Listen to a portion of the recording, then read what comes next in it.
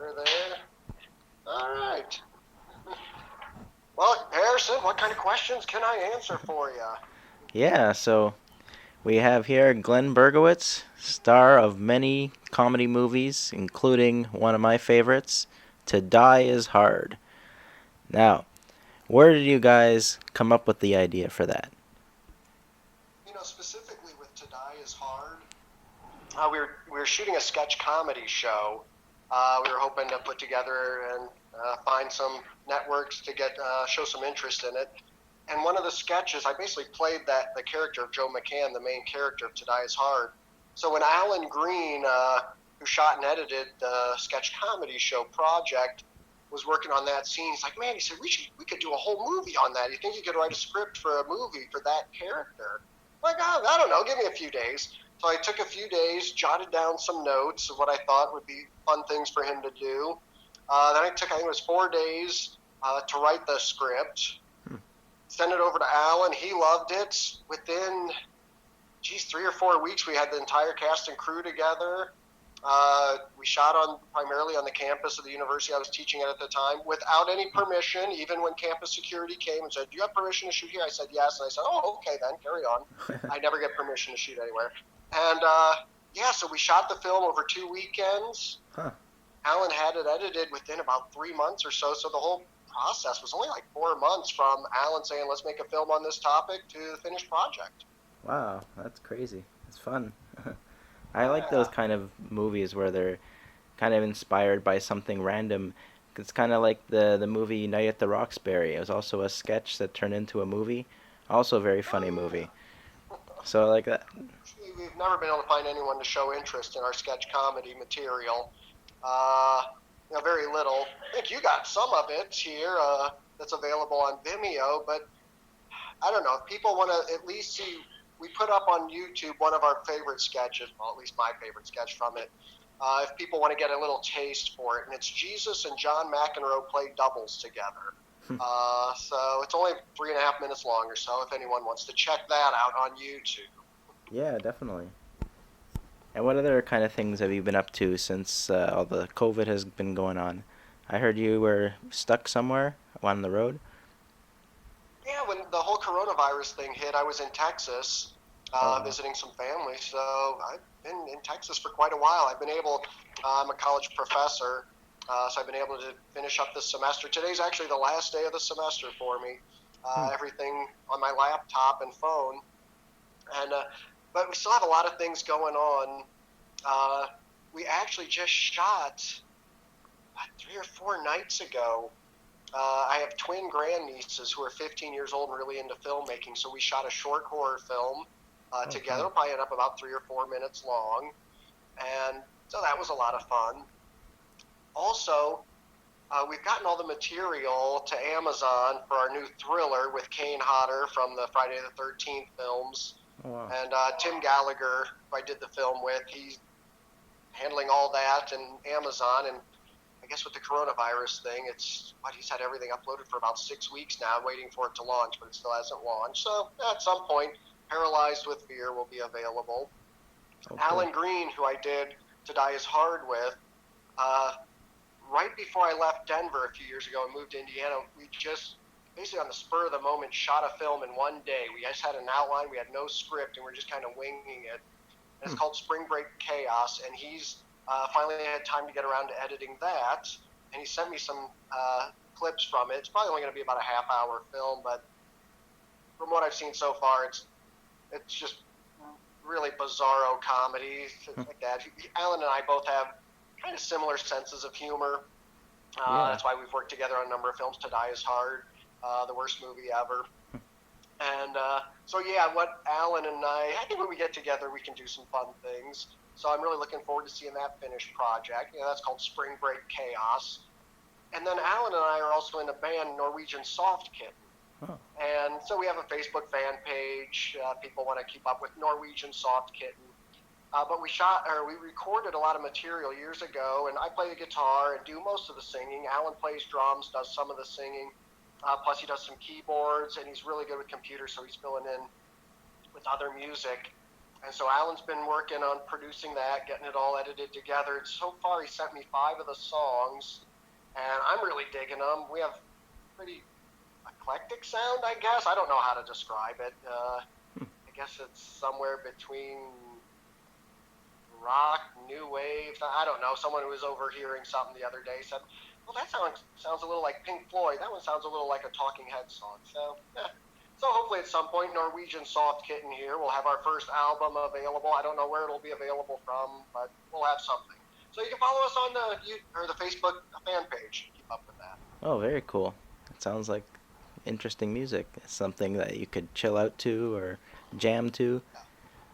Do you guys do performances at all? You're out there We've never performing? performed. We haven't performed live. Alan's got a great story from college where he formed a band called Toothpaste, and this was in the sorry about that. This was in the late '90s. Internet was just getting going, and Toothpaste was kind of like a punk band where they didn't really practice or anything. They would just play for a minute, 2 minutes or so, and really hard, really loud, really fast. And when there was the first internet radio station starting up, they got a lot of airplay, and so I've heard a couple of their songs. They're just really fun, bizarre, out of control songs. And they landed a gig playing a frat party. I think it was supposed to be at Northwestern University because Alan's from the Chicago area. And he said a day or two before the performance, because none of them had ever played live before, and Alan was the only one who was actually a trained musician. The lead singer, he said, basically had a total freak out. He said, "I can't go on stage. I can't go on stage." So Toothpaste never got to do a live performance, though they did record a couple albums. So yeah, Alan and I have never performed live. I did do an acoustic version of the "Today Is Hard" theme song for a film festival in Poland, Crypto Absurdu, and they show "Today Is Hard" every year because it's a big fan favorite at Crypto Absurdu. So I've done an acoustic performance, but that was just recorded in my house. So we have not performed live yet. If we do, I hope I don't vomit on stage. Yeah, it's scary out there. I did a couple of live stand-up performances, and I don't know if that's for me. It's a lot of pressure, and dealing with people's energies is a lot, you know? It's not for everyone. I like also to do stuff in studio and kind of produce something that I could finick with. And yeah, that's my style of comedy. I like. What suggestions would you have me for the first time I might go on stage to sing and play guitar? Anything from your experiences doing stand up? Yeah, just you have to kind of go through it to feel like you're able to do it. Like it's always scary when you do something for the first time, but to push yourself to try to do something a little is what gets you to do it. And like Yeah. I did a few small shows, and then I talked to someone online last year, and I got booked for the 420 thing in Toronto. So there was like thousands of people smoking weed and stuff, and it was like my fourth time on stage, and I was very nervous. And um, yeah, I guess it's something a lot of people say it's something you have to go through. And I tried so hard to not be nervous for it, but I was still so nervous, and I guess it went as good as it could go, and I was happy that Yeah. people were laughing. I don't think they understood it, but I was just like making goofy sounds, and they like that when they're high. I'm like, woo, hoo, and this guy's like, this guy's great. We should book him. Nice. So I like Yeah, silly I stuff. read about years ago with 10,000 Maniacs and their lead singer how she was so nervous when they first started performing that she would just turn her back to the crowd. I guess she did that for months before she was able to face a crowd. So I guess the worst case scenario, I can just turn my back and Alan and I can just jam out together basically. He can face the crowd on the drums and I'll have my back to him with the guitar. So we'll see. Yeah, or just do really small crowds of like 2 or 3 people, and that's still a crowd, and that gets you used to things. And just because there's always things that can go wrong, so you get in your head and you can get nervous. So if that happens on a smaller scale, it might not be such a big deal, and then you'll be more prepared for other things. That's what I Yeah. think. Or two, I was thinking, because lately I've been getting this weird Scottish accent. I'll just start talking with a Scottish accent just because Scottish accents are so bloody awesome. And so I was doing an interview for a horror website earlier this week, and I really wanted to do it with the Scottish accent, but my family here would not let me do that. They refused to let me do it with the Scottish accent. So maybe if I'm on stage with Norwegian Soft Kitten, if I'm getting nervous, I'll just start talking in my Scottish accent, make myself laugh. Maybe I'll be okay. Yeah, that's I think a good technique too. I think you speaking a language you don't speak well could be like a different personality almost. Like when I start speaking French, like I don't know that many words and stuff, so I'm like a different person. Alors bonjour, je fais des choses. And everyone's like, oh, look at this nice guy. He means no harm.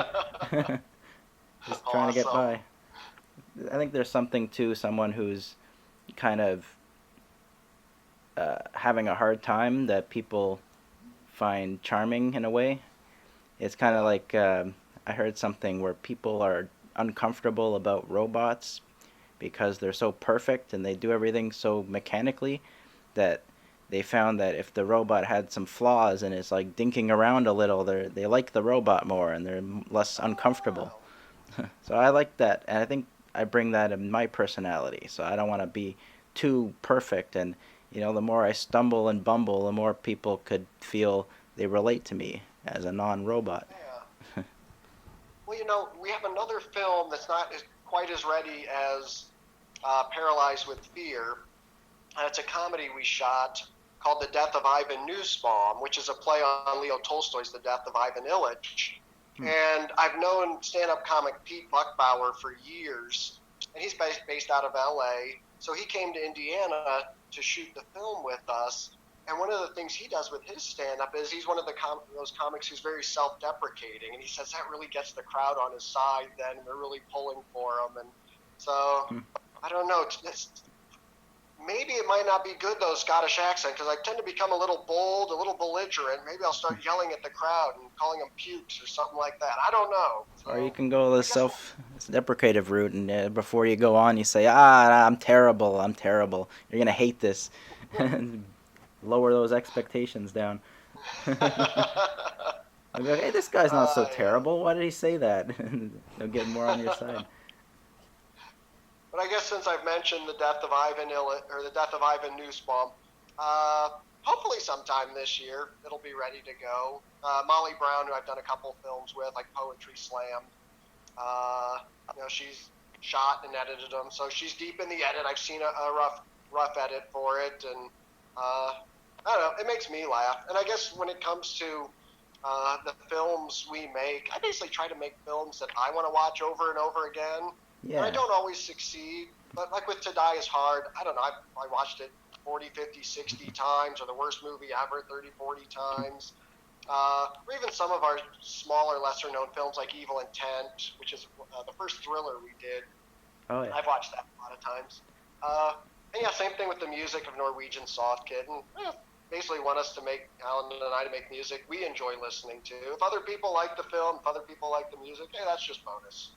Yeah, that's a great way to look at it. I think that's kind of what I do with comedy.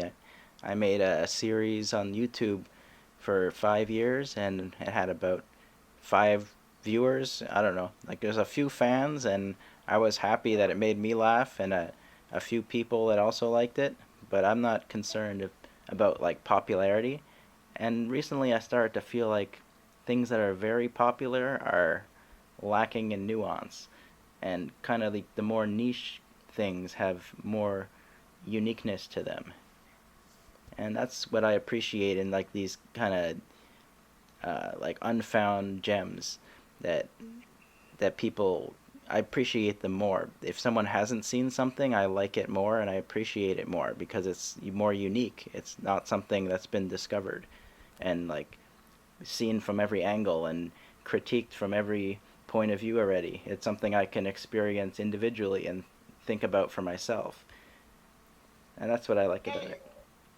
yeah, kind of tied in with that is my grandnieces. loved the Maze Runner films, and I'd never seen them. So we watched the first one, I don't know, last weekend, I guess it was. And I liked the first one. And we just watched the second one a couple nights ago. I didn't care for it that much because it just seemed like it was, this much plot with this much CGI explosions.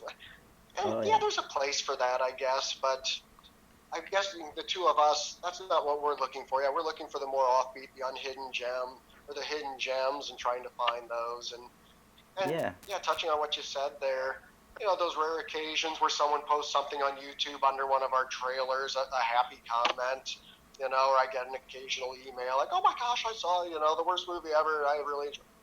That's plenty enough. I mean, yes, it would be great to get a $10 million check from a studio. That I wouldn't turn it down. But the occasional notes I see online or emails, that makes me perfectly happy as well. Yeah, that's great. I think it's a good message to young filmmakers as well, and people who are such ambitious people striving for millions of dollars and things, and to realize that that is something on a competitive high level of popularity, trying to appeal to a large amount of people, and there's corporations involved and marketing, and it's a whole thing. And if you want that headache, then that's a whole thing. And but it's not as enjoyable as it can be to live a life that's fulfilling and doing what you like without being so swept up in the grandioseness of uh, the the largest 10 films that are being produced each year. Yeah.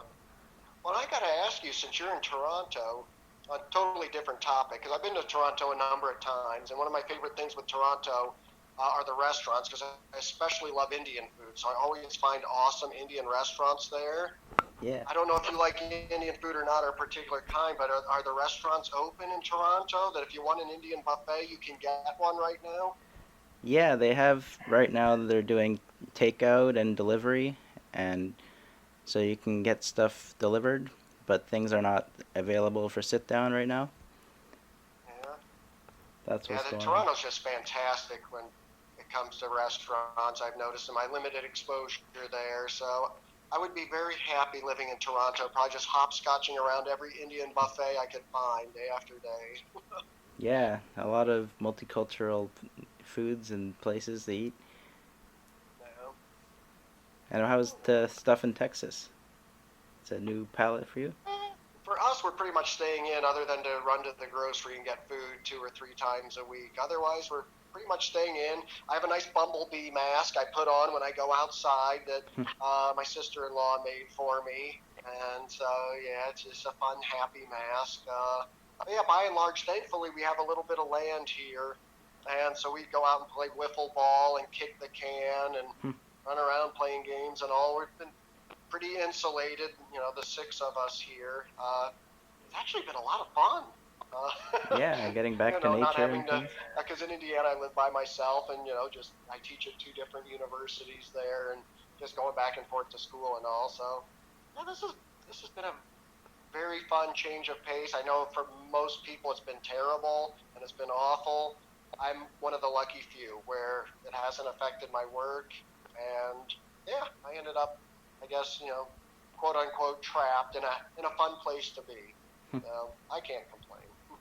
Yeah, and we can be happy we're cheering up the people listening to the podcast. So that's a good thing you're doing too. Yeah. All Anyways, I'm right. just gonna wrap things up, and I'll let people know where they can find your stuff. I like your style of comedy, and I think a lot of people will as well. It's a silly, fun, kind of campy style that I think is becoming very much appreciated. Also the show coming back that I like, Scream Queens. That's also a campy horror comedy. A similar style to the ones that you do, and I love that show. And it yeah, I like that kind of style. Campy, fun. It's not too scary, and it's not too serious. So it's something you can enjoy and get your mind off of the viruses that are going around. Again, you represent our film Auto Shop of Horrors, where I don't appear in all our films, but in that one, I I play a serial killer car mechanic that, yes, I did with Tim Gallagher. Oh yeah. We did that film together as well. Where, yeah, that's a campy, fun horror film where, yeah, there's some blood. There are a few people get killed, but it's a lot of fun too. A lot of eyeballs on that film. A lot of eyeballs. You got to watch the film to find out what we're talking about. Yeah, we could find these films on Amazon and also on lateflix.com. We have a few. And as well, we're doing some DVDs that are coming out that will also be available through Amazon. All right, yeah, and I know I send people, like for To Die Is Hard on the Late Flicks page on Vimeo and all, direct people there if you want to see To Die Is Hard, or like you said, Amazon for a bunch of them as well. Yeah, that's great. Do you have YouTube or Instagram that people could follow you or anything? I have an Instagram page, but I never go to it. I got a Twitter page, certainly Facebook. We have a bunch of different fan pages for our different films on Facebook. If people want to get hold of me, they can always send me a message through Facebook. I do have a website I use for booking speaking engagements. It's glenspeaks.com. Glenn has two N's in it. I don't know. I guess those are the ways to get hold of me and, yeah, learn about our films. I do have a page on YouTube that has a bunch of our trailers and all people can subscribe to if they want. And that page also has the Jesus and John McEnroe played doubles together sketch comedy thing on there. So, yeah, a number of different places people can go to learn more about us. Perfect. Well, thanks a lot for coming on the show, and I'll put some links to your stuff below so people could see more of your great comedy. And I hope you're going to continue and make some more stuff for people, cheering people up and doing the stuff. Awesome. Thanks so much, Harrison. I appreciate it. Yeah, thank you. Take care.